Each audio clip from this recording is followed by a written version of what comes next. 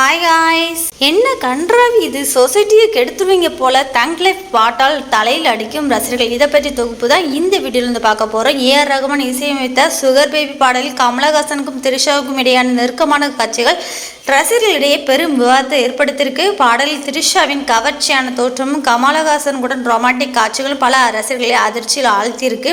இந்த வயதில் இப்படியா என்ற கேள்விகள் சமூக வலைதளங்களில் வைரலாயிட்டு வந்துட்டு இருக்கு. இந்த தகவலை அறிந்த ரசிகர்கள் என்ன கன்றாவி இது என்று கடுமையாக விமர்சித்துட்டு வராங்க.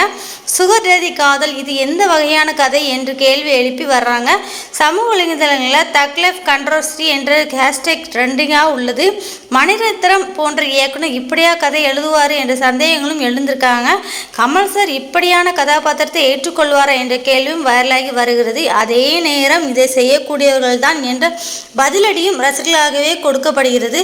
தாலி கட்டி பிரிந்து வாழ்வது, தாலி கட்டாமல் ஒரே வீட்டில் வாழ்வது என படம் எடுத்தவர் மணிரத்னம் இப்போது அடுத்த ட்ரெண்டை ஆரம்பிக்க வாய்ப்பு உள்ளது என்பதுதான் அவர்களோட வாதமாக இருக்குது. ஸோ இதை பற்றி உங்களுடைய கருத்து என்னங்கிறத கிழக்காம